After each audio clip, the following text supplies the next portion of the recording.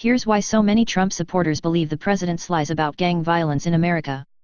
President Donald Trump appears to have settled on a campaign strategy to defeat Democrats in the 2018 midterms and to justify his escalating efforts to kick out every non-white immigrant he can. He's told his base of aging white suburbanites and rural residents that a gang called MS-13 has overrun the country. It's unsafe even for white people to leave their homes, the president implies, lest they get murdered by roving bands of marauding Latino immigrants. A vote for the Democrats in November is a vote to let MS-13 run wild in our communities, Trump claimed in one of his who-are-you-calling-a-fascist rallies last week in Montana. On June 30, Trump tweeted, "I have watched ICE liberate towns from the grasp of MS-13, which was a blatant and easily debunked lie." Despite this, the president doubled down on Friday, insisting on Twitter, "Every day, the brave men and women of ICE are liberating communities from savage gangs like MS-13. In reality, there are about 10,000 members of this gang in the United States, a number that falls far short of the invading army that Trump suggests has conquered hundreds of American communities."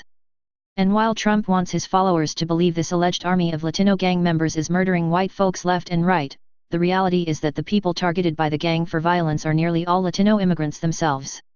Why is it, then, that so many white Americans are lapping up Trump's lies? They can open up their doors and see for themselves that their communities are not being occupied by MS-13. If they're still unsure, they can read their own paper and discover that the mass murders their president suggests are happening are nowhere to be seen.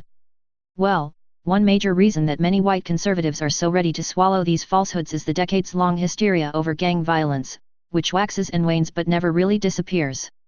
Through email forwards, gossip mills and social media posts, white people have traded lurid but false urban legends about how a cousin's friend's sister heard about random gang violence aimed at strangers.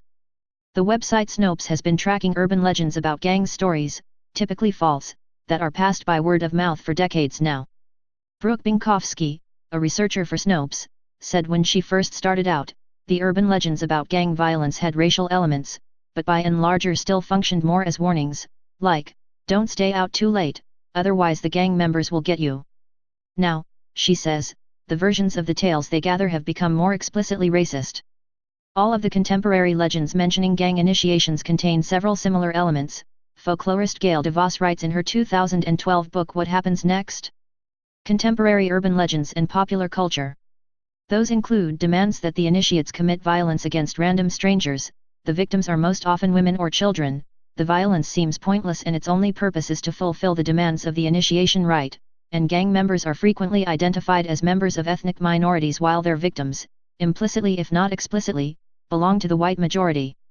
For instance, Snopes has collected email forwards claiming that gangs use dolls in car seats as bait to catch women as murder victims, that they set a quota of 31 women to kill on Halloween night, that they flash their headlights at random people and kill whoever flashes back, and many other stories in this vein. Many tales go back decades and resurface periodically in updated versions and different communities. Details change from telling to telling, but the basic parameters stay the same. It's remarkable how little the stories change. It's always about the other bringing in disease and violence, Binkowski said. One thing that does change, Binkowski said, is which specific racial or ethnic group is being accused of the violence. Right now, the gangs haunting white imaginations are primarily assumed to be Latino. In the past, the paranoia was primarily directed at African Americans or, going back far enough, Chinese immigrants, who were subject to similar accusations of preying on white women in the 19th century. Their urban legends are ludicrous, free of any factual evidence and easily debunked by, but the very fact that they are spread by word of mouth is what gives them so much power. People are far more likely to trust in information they hear from friends and relatives than what they gather from supposedly neutral or objective sources. When I was in high school myself, there was a national panic over gang warfare that reached levels of silliness rivaling the nonsense Trump spouts on the regular. To be clear, gangs were a problem in the 1990s in some communities, but the stories about them roaming suburban malls preying on white women were just as fanciful then as they are now.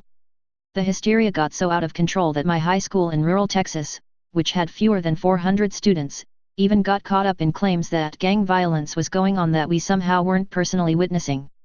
In 2008, Snopes noted another escalation of panic about gangs, which the site attributed to a change in national leadership looming just over the horizon, a gentle way of suggesting that white people were panicking at the idea of a black president. Barack Obama and his family have since been targeted by a number of urban legends linking them to gangs, including a 2017 rumor that Malia Obama had been arrested when she decided to join a gang of thugs in Chicago for a day of drinking, drugs, and dogfighting at a public park in Chicago. Needless to say, this did not happen. Urban legends about gangs frequently get support from the right-wing media, directly or otherwise. Sites like Breitbart and Drudge reliably whip up hysteria about gangs, misleading their readers into thinking that they are in immediate danger from these groups. Over the years, Fox News has run stories falsely claiming, for instance, that young black people were randomly punching white people in an effort to knock them out, echoing urban legends about violent gang initiation practices. Binkowski suggests that these racist urban legends are reinforced in a couple of key ways. First, there are TV and movies where you rarely have a Latino character that isn't portrayed as some kind of violent gangster. Then there are active propaganda efforts, conducted by the president himself as well as right-wing groups like the Remembrance Project that try to provide evidence that the urban legends are true. One of Trump's favorite tactics is to flank himself with groups of mostly white people who have had a family member killed by an undocumented immigrant. He did this, for instance, as a rebuttal to those who criticized his policy of separating parents and children at the border. These white people offer what appears to be visual proof that the urban legends are right, and MS-13 is killing random white people for sport.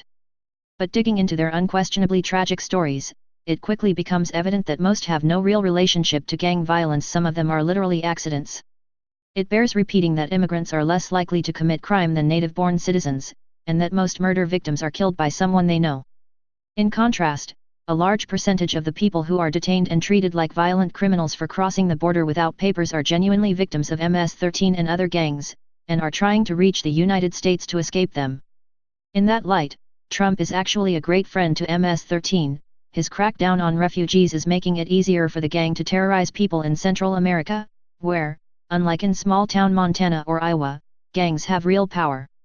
Urban legends have been a part of human culture for centuries, and are frequently used to reinforce ugly social prejudices that can't be justified by facts. Under Trump's presidency, however, the situation has grown worse, as he is able to use his power in the bully pulpit to give credibility to stories that have no basis in reality. So millions of white people have become convinced, even in an era of historically low rates of violent crime in America, that their sleepy little suburbs are being invaded and controlled by invisible and imaginary gangs.